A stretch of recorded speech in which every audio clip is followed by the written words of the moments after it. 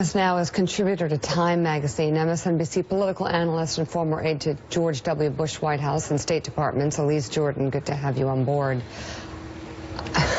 Those pictures are just unspeakable. That's a legacy. That's where we are. I mean, that's a legacy, Elise, of America and the West.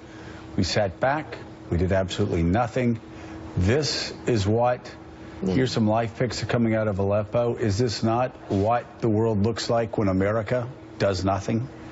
Whew, it's just, you see how the pendulum swung in that direction of inaction, and this is the horrible result of it. And I think that there was that critical moment where Barack Obama could have acted, and it was a very small window at the end of 2011 when these uprisings started, and our half measures really made the situation a whole lot worse. And it was half measures. So you had David Ignatius writing that it was the half measures, going in halfway, that actually took a bad situation, and as Elise just said, turned it into a nightmare. This is the chapter of the Obama administration that President Obama will not want to read.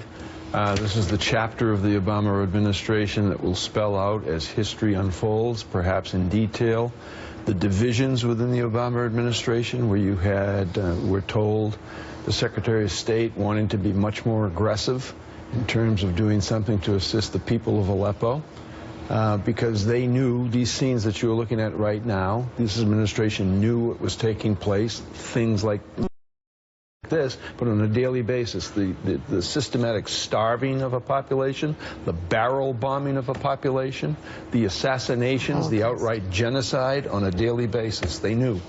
And knew, Elise, drew a red line, and knew actually that Assad was breaking every international norm, using chemical weapons, weapons of mass destruction, and America and the West did nothing.